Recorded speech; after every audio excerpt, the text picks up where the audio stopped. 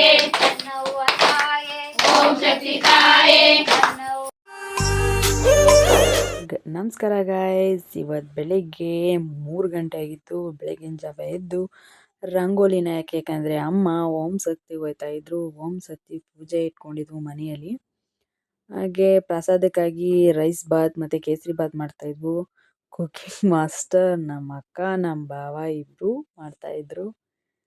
ಪೋಜ್ ಕೊಡಿ ಅಂತ ಹೇಳ್ತಾ ಇದೆ ನೋಡಿ. ಕುಕಿಂಗ್ ಮಾಸ್ಟರ್ ಆ್ಯಂಡ್ ಕುಕ್ಸ್ ನಮ್ಮ ಮನೆಯ ಕುಕ್ಸ್ ಇಬ್ಬರು.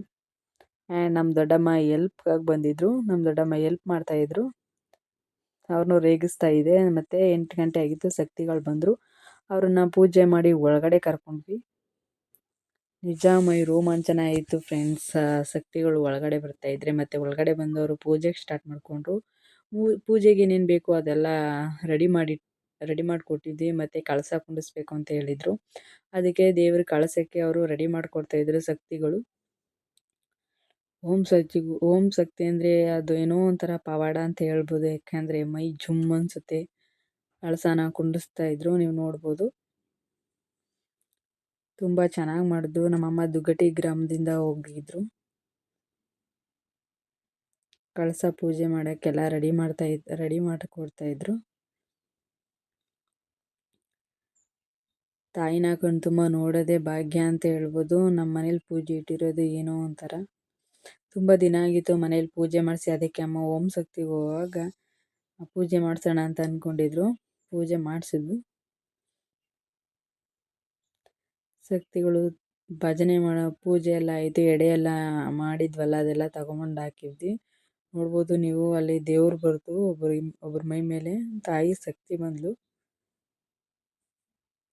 ನಮಗಂತೂ ತುಂಬಾ ಭಯನೇ ಆಗ್ತಿತ್ತು. ತಾಯಿ ಆರ್ಭಟ ನೋಡಿ.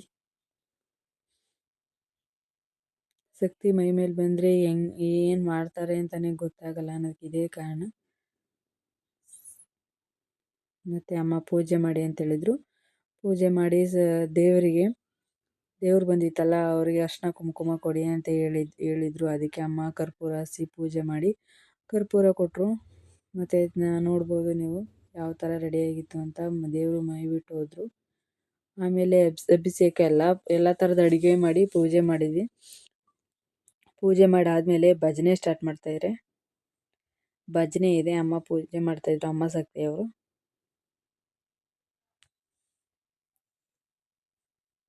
ಭಕ್ತಿಯಿಂದ ಪೂಜೆ ಮಾಡಿದ್ದು. ಅಮ್ಮ ಮೊದಲನೇ ಸಾರಿ ಹೋಗೋದಲ್ವ, ಅದಕ್ಕೆ ಪೂಜೆ ಮಾಡಿಸ್ತಾಯಿದ್ರು.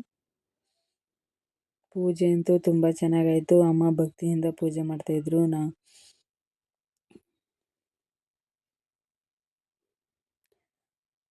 ಶಕ್ತಿಗಳು ಓಂ ಶಕ್ತಿಯಾಗಿ ಓಂ ಶಕ್ತಿ ಪರಾಶಕ್ತಿ ಅಂತ ಎಲ್ಲ ಭಜನೆ ಮಾಡ್ತಾಯಿದ್ರು. ಇನ್ನೊಬ್ಬರಿಗೆ ಅಲ್ಲಿ ಶಕ್ತಿ ಬಂದಿತ್ತು. ಓಂ ಶಕ್ತಿ ತಾಯಿ ಬಂದಿದ್ದರು. ಬಣ್ಣಾರಿ ತಾಯಿ ಅಂತ ಹೇಳ್ತಿದ್ರು. ಆ ತಾಯಿಗೆ ಅರ್ಶಿನ ಕುಂಕುಮನ ಕೊಡಿ ಅಂತ ಹೇಳಿದರು. ಅಮ್ಮ ಅರ್ಶಿನ ಕುಂಕುಮ ಹಚ್ಚಿ ಹೂ ಮುಡಿಸಿದ್ರು. ನೆಕ್ಸ್ಟು ಭಜನೆ ಸ್ಟಾರ್ಟ್ ಮಾಡಿದ್ರು.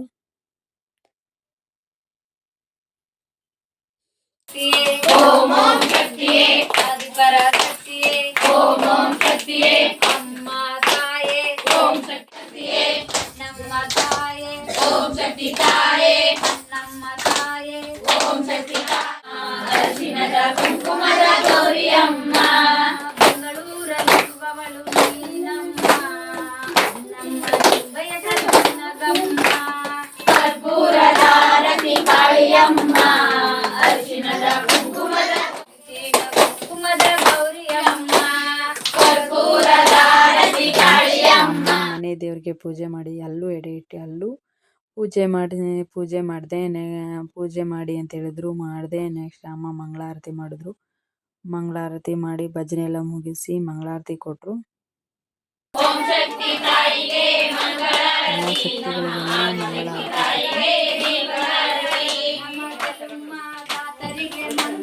ಅಷ್ಟು ಶಕ್ತಿಗಳು ಮನೆ ಬಂದಿದ್ದು ನಿಮಗೇನೋ ಆಯಿತು.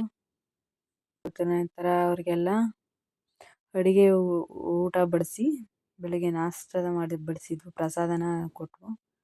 ಎಲ್ಲ ಪ್ರಸಾದನ ತಿಂದಮೇಲೆ ವ್ಯೂ ನೋಡಿ ಹೇಗಿತ್ತು. ತಾಯಿನ ಪೂಜೆ ಮಾಡಿದ್ವಿ ನಾವು. ಈ ಥರ ಕಳಸ ಕುಂದಿಸಿ ಪೂಜೆ ಮಾಡಿದ್ವಿ. ನೆಕ್ಸ್ಟ್ ಡೇ ಇರುಮುಡಿ ಇತ್ತು. ಅಮ್ಮ ಇರುಮುಡಿಗೆ ಹೋಗಿದ್ವಿ. ತುಂಬ ಜನ ಇದ್ರು ಇರುಮುಡಿ ದಿನ. ಇದು ದುಗಟಿ ಗ್ರಾಮದಲ್ಲಿ ನಡೆದಂಥ ಇರುಮುಡಿ.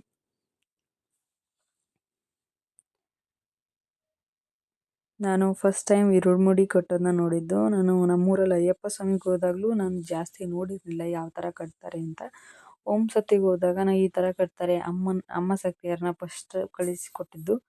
ಅದಕ್ಕೆ ಈ ಥರ ಕಟ್ಬೋದು ಅಂತ ನೋಡಿದ್ದೆ.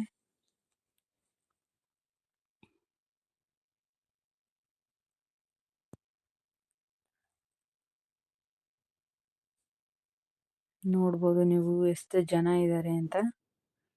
ತುಂಬ ಜನ ಇದ್ದಾರೆ. 100 ಸೀಟ್ ಇರ್ಬೋದು. ಅಮ್ಮ ಇರುಮುಡಿ ಆಯಿತು.